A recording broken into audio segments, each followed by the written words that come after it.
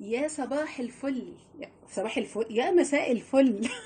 يا مساء الهنا، يا مساء الايه يا جماعه، قولوا معايا يا مساء السكر، يا مساء الشربات، يا مساء الحلويات، يا مساء التفاح، يا مساء، يا احلى مسا عليكم، احلى مسا على الناس الكويسه. ازاي؟ ازيكم يا جماعه، عاملين ايه؟ بحبكم جدا جدا في الله.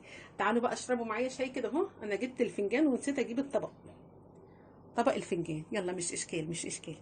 طيب، بصوا بقى يا جماعه، اولا بحبكم جدا جدا جدا في الله، ربنا يستر اعراضكم واعراضنا، ربنا ينجح اولادنا، ربنا يبارك في ارزاقنا، قولوا امين.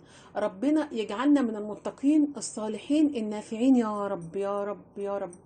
يا رب ما تحوجناش غير ليك انت يا رب يا رب.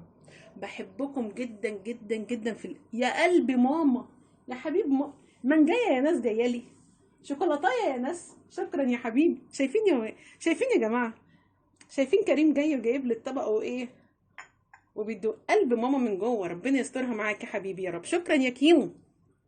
بصوا بقى يا جماعه، النهارده بقى باذن الله باذن الله باذن الله الفيديو جامد جدا، جامد جدا جدا جدا، مع انه برضو بسيط في نفسه كده. ايه هو بقى؟ اول حاجه كده تدوسي اشتراك، تمام؟ دوسي بقى ايه، اشتركي عند ام كريم، ولما تشتركي هتظهر لك كلمه الكل، دوسي على كلمه الكل، دوسي ولا يهمك ولا يهمك خالص، هتدوسي على كلمه الكل علشان كل ما ايه ما اعمل فيديو وانزل فيديو تشوفيه معايا، تمام كده؟ والله العظيم احلى، احلى طبق فنجان كده في عمري، حبيبي يا كمبا. تمام تمام، ربنا يهدي لنا اولادنا جميعا. بص بقى يا جماعه، عايزه اقول لك حاجه، الناس اللي عماله تقول ميزانيه ميزانيه ميزانيه ميزانيه، والناس اللي بتقول لي المنيو، بصوا اول حاجه انا ما بعملش منيوهات وش كده، انا بحب الصراحه. يعني ايه ما بتعمليش منيوهات؟ انا ما بحبش موضوع ايه تاكلي النهارده كذا وبكره كذا ومش عارف ايه، عشان نبقى صادقين مع بعض. ليه يا ام كريم؟ بصي يا حبيبتي، افرضي لا قدر الله انت قايمه من النوم تعبانه، وانا قايله لك هتعملي كذا وانت عملتي حاجه تانية، الموضوع مش كده، الموضوع مش كده خالص خالص. انا عارفه انا هعمل ايه الاسبوع ده، اعمله بقى يوم السبت، اعمله يوم الاحد، اعمله يوم الخميس، دي حاجه ترجع لنا.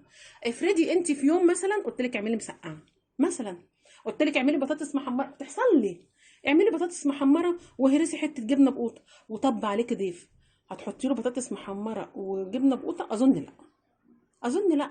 هطلع اللي عندي في التلاجة وهعمل. اذا انا ملخبطه ايه الجدول بتاع المنيو؟ منيو ايه يا جماعه؟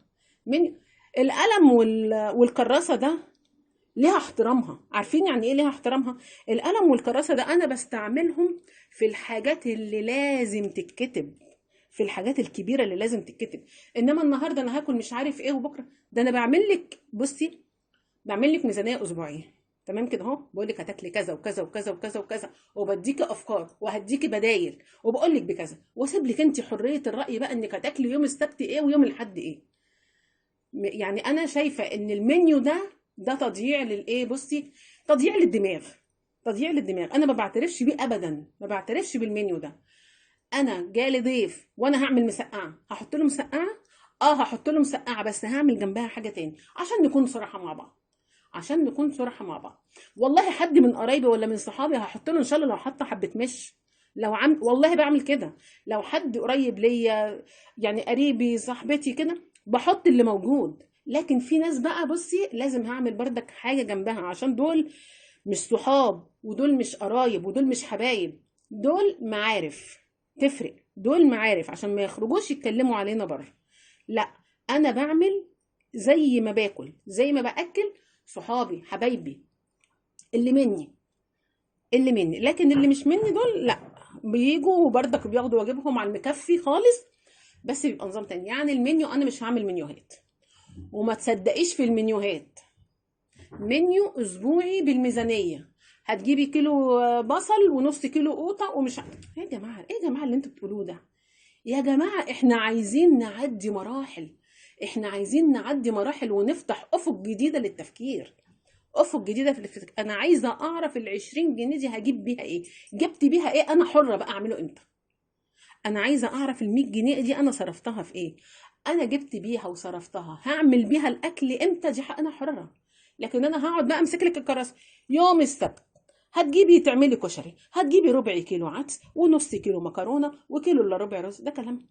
انا ما بعترفش بالكلام ده. دي حاجه. الحاجه اللي احنا لسه ما دخلناش في الفيديو، الحاجه التانيه بقى، في ناس يعني زعلانين ان انا اتاخرت عليهم في الميزانيات اللي فعلا بننزلها وبتكسر الدنيا. ما تزعلوش مني، وتاني مره والمره الالف والمره العشرين والمره المليون، حقكم عليا. انا والله العظيم بقدر المستطاع بحاول ان انا انزل لكم بقدر المستطاع. تالت حاجه، في بقى يا جماعه حاجه انا عايزه اعملها معاكم. عايزين انزل لكم وصفات زي ايه؟ حاجه علاج للنمل، ناس بلوها بردك مني، حاجه علاج للصراصير، حاجه علاج لكذا، حاجه علاج لكذا من بيتك. ولو مش من بيتك هخليها لك بالهوا، هخليها لك بالهوا. والله انتوا راضيين على اللي انا قلته دوت؟ قولوه لي في الكومنتات، قولوه لي في الكومنتات. منيوهات ما تخليش حد يضحك عليكي يقول لك روحي هاتي نص كيلو قوطه وربع كيلو فاصوليا ومش عارف ايه. خلاص انت قلتي لي ان الاسبوع ده هجيب طماطم وهجيب بصل وهجيب فاصوليا وهجيب بسله وهجيب سبانخ وهجيب بتنجان. خلاص، وعرفت انا جايبه ايه ورصيته في الايه في التلاجة عندي. انا اعمل ايه امتى؟ دي حاجه ترجع لنا، دي حاجه ترجع لي. القلم والورقه انا بعشقهم، بس مش في المنيو، في التقايل. نخش بقى كده في الفيديو ونصلي على سيدنا النبي، وتحطوا لام كريم احلى اشتراك، وتقولوا لكريم بالله عليكم كتر خيرك ان انت جبت ايه طبق الفنجان لامك. حبيب قلب ماما، ربنا يهدي لنا اولادنا ويهدي لكم اولادكم. بصوا بقى يا جماعه، انا دلوقتي في ميزانيه انا عايزه اعملها، في ميزانيه عايزه اعملها. ايه هي يا ام كريم؟ ايا كانت الميزانيه. يعني ايه الميزانيه؟ يعني انا جوزي اداني فلوس، ربنا يوسع علينا كلنا. جوزي اداني فلوس، اداني 1000، اداني 2000، اداني 3، اداني 500. تمام كده، كل واحد ومقدرته. في ناس بتاخد باليوم، في ناس بتاخد بالاسبوع، في ناس بتاخد بالشهر. حلو الكلام. تاني حاجه بقى يا جماعه، انت خدت الفلوس، اعملي لي ميزانيه. انا هخليكي تعملي لي انا ميزانيه، تعملي لي انا ام كريم ميزانيه. اتعلمي بقى كده اهوت وصحصحي بقى. وكنت جبتي كوبايه شاي مع ام كريم وجيتي، والله تعالوا اعمل لكم شاي واعمل لكم كيكه واعمل لكم كل اللي انتوا عايزينه بفضل الله. بصي يا حبيبه قلبي، انت خدتي وليكن 1000 جنيه، ده مصاريف الشهر. احنا كام نفر؟ احنا 20 نفر. مش هقول لك احنا 3 تنفار ولا 4 تنفار ولا 5 تنفار. شوف انا بقول لك ايه يا ام كريم، انت بتقولي كده كلام مش مظبوط. ده هو الكلام ده اللي مظبوط، واسمعي مني. ازاي؟ اول حاجه في الميزانيه، في الميزانية أنا خدت الفلوس.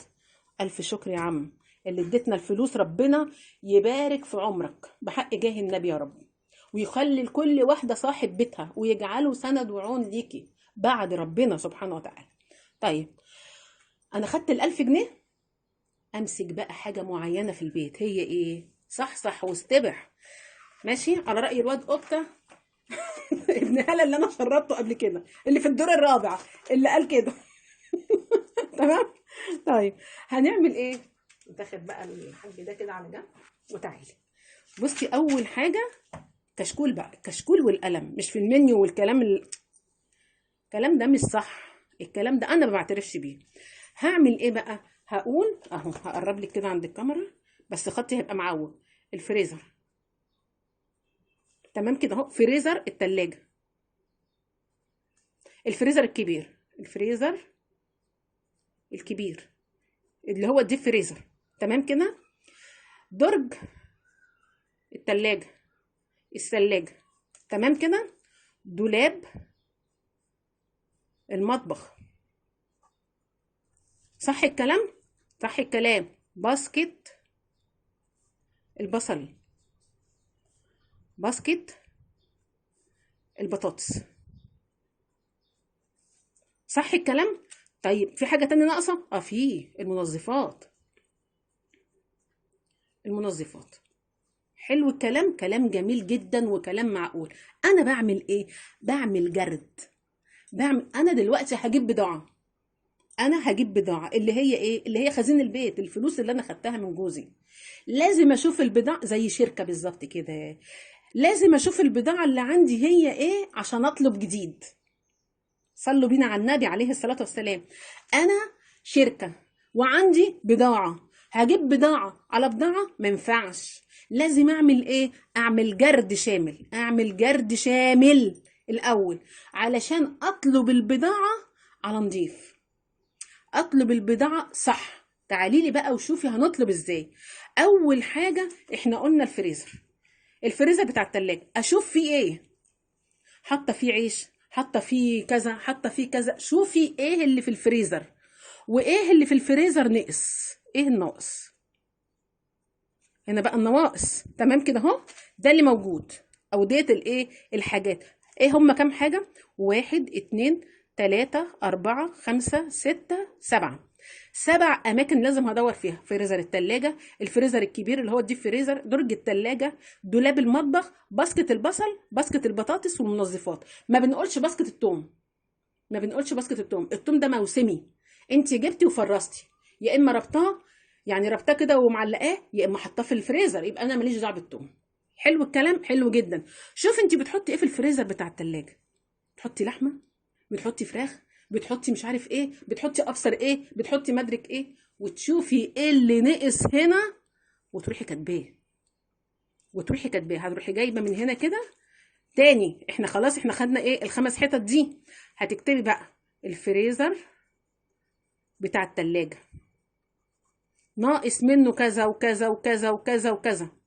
حلو الكلام. هتبقي عارفه ايه اللي ناقص. انا جايبه كيلو ونص لحمه مثلا في الشهر، مثلا في ناس بتجيب نص كيلو، محدش يقول لي كيلو ونص في الشهر، في ناس بتجيب نص كيلو. نحس بقى ببعض كده اهوت وايه، ومحدش يتريق على ايه، على عيشه الناس. تمام تمام. في والله في ناس ما بتجيب، والله في ناس ما بتجيب. يبقى انا هشوف ايه اللي نقص اجيبه، ايه اللي نقص اجيبه. بس في حاجه بقى ركزي معايا، في الفريزر الكبير اللي هو الديب فريزر، اللي هو الديب فريزر، انا بحط فيه ايه؟ ما انا بحط حاجه انت ما بتحطيهاش. عشان كده بقول لك دي شركه، بيتك ده شركه. انت بتعملي ايه؟ بتجيبي بضاعه اول الشهر، الشركه بتجيب بضاعه كل ما البضاعه بتخلص، بس قبل ما بتخلص، قبل ما بتخلص اللي هو مسؤول المخازن بقى بيقول لهم في ناقص كذا وكذا وكذا وكذا. صح الكلام. سقفه بقى لام كريم بقى، سقفه سقفه كده لام كريم. تمام تمام. يبقى احنا هنقول ايه، خلصنا بقى فريزر التلاجة ده، نخش على الفريزر الكبير. انا بشيل فيه ايه مثلا؟ بشيل فيه فاكهه، اشوف الفاكهه اللي نقصت قد ايه. تمام. هقول لك تعوضيها بايه، بس ركزي في النقط الجامده ديت اللي احنا بنتكلم فيها. الفريزر ده نقص في الفاكهه، نقص في اللحمه، انا كنت جايبه عيش وخلص، انا كنت جايبه مش عارف ايه وخلص، انا كنت جايبه باميه وخلصت، انا كنت جايبه بسله وخلصت، انا كنت كده. فاضل مثلا في السبانخ كيس، فاضل مش عارف في ايه كده. تمام. هعرف ايه اللي عندي الاول قبل ما اجيب. طيب درج التلاجة اهو، عينينا الاتنين درج التلاجة. معلش انا خدت ايه، بصي انا عشان صندق الكشكول على ايدي. درج التلاجة عشان اوضحه لكم، يعني درج التلاجة بيبقى فيه ايه؟ بيبقى فيه قوطه، بيبقى فيه بطاطس، بيبقى فيه مثلا اي حاجه انت حط اي حاجه. تشوفي البطاطس نقصت قد ايه مثلا، مثلا يعني احنا هنقول ايه، انا ساعات بحط الباسكت في البطاطس بس لما بكون جايبه يعني حاجه بسيطه، يعني مثلا 2 كيلو عشان الدنيا حر، بس دلوقتي انا بدخلها التلاجة. بدخلها التلاجة لكن عشان ما تخسرش، عشان الجو فعلا نار. درج التلاجة هشوف ناقص فيه ايه. القوطه مثلا انا كنت جايبه 4 كيلو، فايض فيها كام؟ فايض فيها 2 كيلو. طلعي ال 2 كيلو دول، طلعي ال 2 كيلو دول، اغسليهم وقطعيهم وشيليهم في اكياس قبل ما تجيبي الجديد. في فلفل، شوفي الفلفل لو دبل امسكي حبه زيت كده اهوت في الطاسه وقلبي الفلفل واقليه وحطيه في علبه، ماشي، ما تسيبيش حاجه. تمام. في مثلا انت جايبه بصل اخضر وليكن او خضره، قلبي في الخضره وشوفيها، ارمي الدبلان وخلي التاني، وهقول لك هنفرز الخضره دي ازاي، وهكذا. هتشوفي درج الثلاجه ايه اللي ناقص فيه وايه اللي ممكن يتشال. في حاجات ممكن اشيلها، مثلا قوطه دبلت، لا مش هعمل كده ولا هعصرها ولا هعمل فيها حاجه. انا همسكها اغسلها واروح مقطعاها واروح مكيساها على قد الايه الاكله بتاعتي. طيب احنا خلصنا درج الثلاجه، ما تخش بقى ايه على دولاب المطبخ. دولاب المطبخ فيه ايه بقى؟ في الخزين بتاع البيت اللي هو زيت، دولاب اهو، دولاب المطبخ. صح الكلام، صح الكلام يا ام كريم. فين اللايك يا جماعه؟ يا جماعه فين اللايك؟ ده انا واقفه بشر عرق والله العظيم.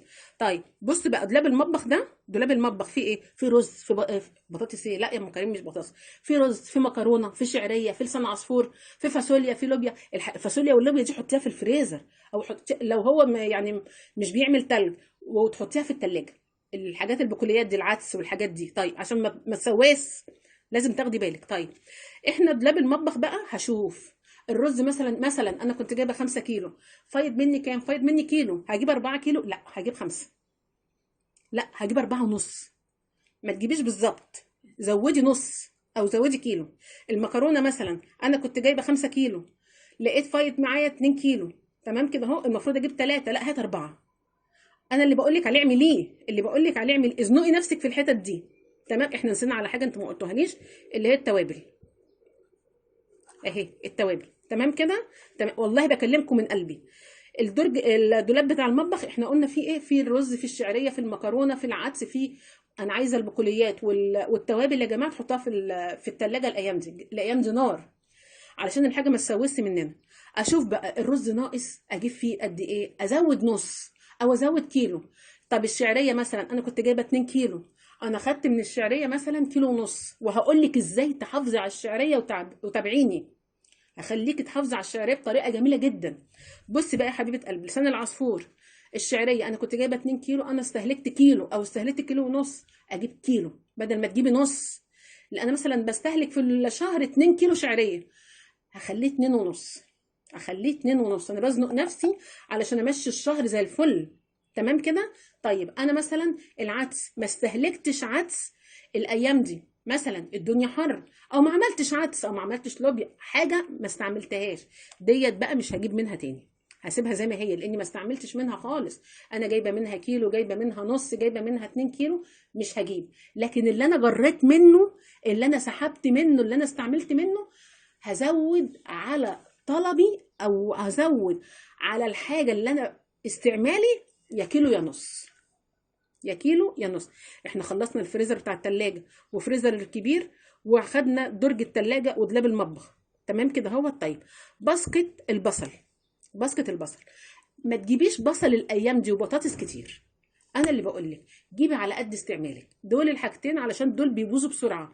واحده على فكره كاتبه لي بتقول لي الحقيني يا ام كريم، انا كنت حاطه البصل في البتاعه دي في البلكونه وباظ مني، الحقيني لقيت فيه حشرات ولقيته ايه؟ بايظ. بصي يا حبيبتي انت ممكن تعملي تقليه، يعني تجيبي طماطم وتضربيها في الخلاط وتكوني مصفره البصله وتدلقيها عليها. بعد ما هتصفري البصل سبكيها تسبيك الطبيخ وشيليه، شيليه بسرعه. محدش يجيب بصل الايام دي يا جماعه والدنيا حر. تمام. ممكن تعملي صلصه مكرونه، مكرونه ام بصل تعمليها، ممكن تقلي البصل كده بس بسمنه، تصفريه ويبرد وتشيليه.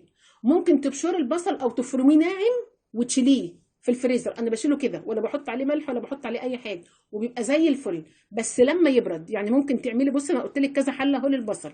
تمام.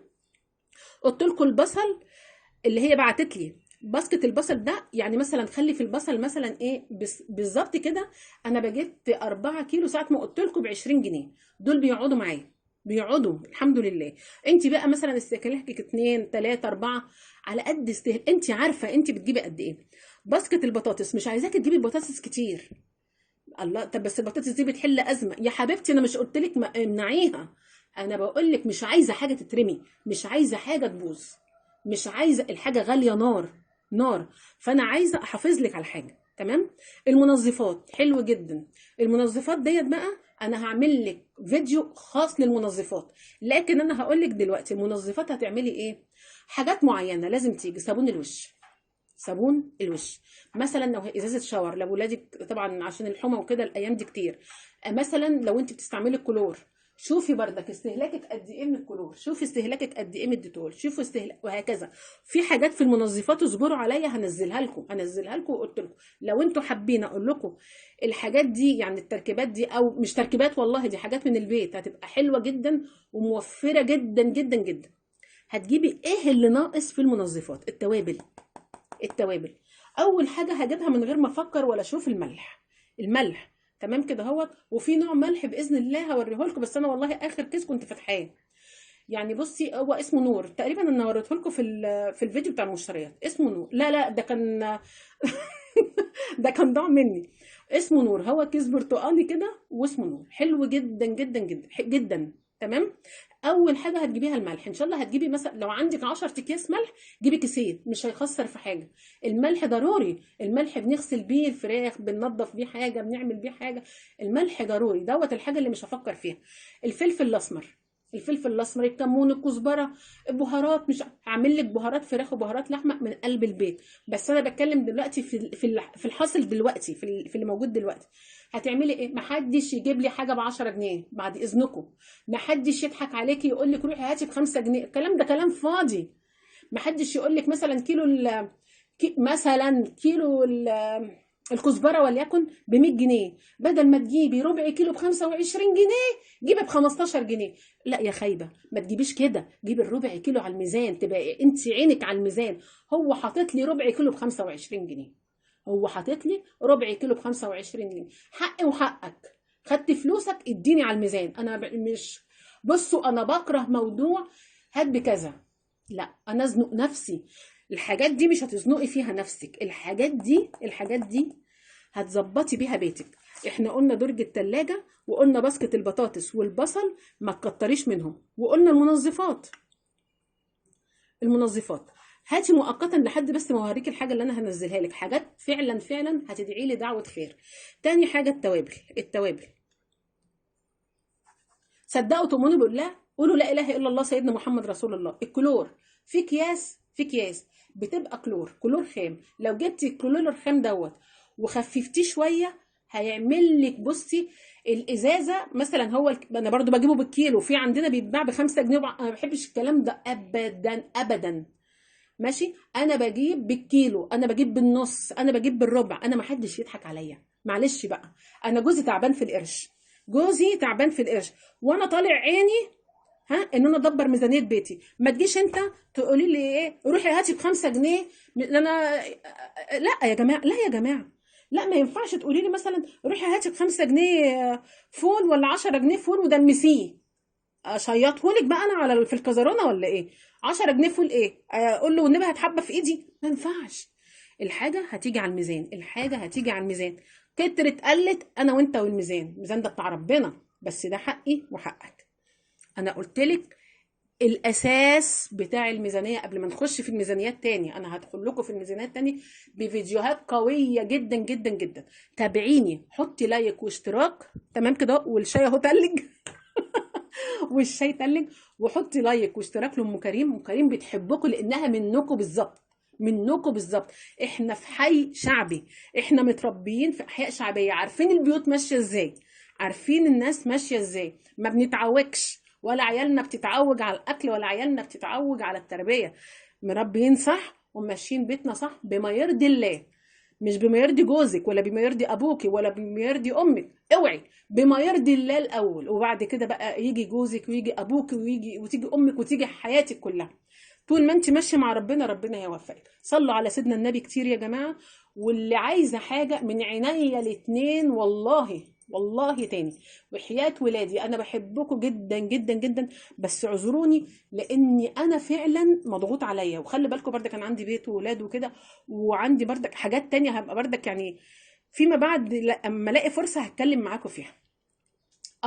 في واحدة قمر بقى، معلش قبل ما ننهي الفيديو، بتقول لي ايه يا ام كريم، انا ابني زنان، طفل رضيع، شوفي لك حاجة للطفل الرضيع والنبي ردوا عليها انتوا. رد عليه. والله يا بنتي الحلال، بصي انت شكلك بنوته لسه صغيره، ودوت لسه اول بيبي ليكي، ربنا يخليهولك يا حبيبتي ويحفظك. زن يا واد وعيط عرفها هي كانت بتعمل ايه في امها. بصي يا حبيبه قلبي، التربيه مش بالسهل. انتظري بردك مني فيديو هنزل لك ازاي تتعاملي مع الرضيع. ما عرفتيش تتعاملي معاه هاتي ام كريم، هاكله واشربه واحميه والبسه واخليهولك، بصي مقدر شهرين بقى راجل. ربنا يخلي يا رب. بحبكم في الله. حطوا احلى لايك لام كريم، وامسكي القلم والورقه. بس في التقايل يا باشا، ما تخليش حد يضحك عليك يقول منيو الاسبوع، منيو الشهر. الكلام ده كلام فاضي. ما ينفعش. انا جايبه سبانخ وجايبه بسله وجايبه مش عارف ايه، خلاص عرفت عندي ايه، اطبخ بقى براحتي. حد ضمن الظروف؟ افرضي لا قدر الله انا هعمل عدس وحد من عندي مثلا تعب مش هياكل عدس، افرضي كل ده وارد. انا خلاص جبت الحاجه وانا اتصرف. بالنسبه للي انا عاملاه لكم ده جرد البيت. انا قلت لك البيت ده شركه، وانا بجرده الاول قبل ما اجيب بضاعه جديده. قبل مش ماشيين جهجهوني، مش هجيب بضاعه على بضاعه وايه واخسر ساقي بالمخل. الا ساقي بالمخل ده يرميني من الشباك، صح كده؟ ده انا اتنفخ لو الدنيا خسرت، بعد الشر ربنا ما يجيب خساره لا ليا ولا ليكوا يا رب. بحبكم جدا في الله. احلى لايك بقى واحلى اشتراك لام كريم اللي مشهيصاكوا على الاخر. بحبكم في الله. بردتولي الشاي يا ولاد اللذينه. السلام عليكم، مع الف سلامه.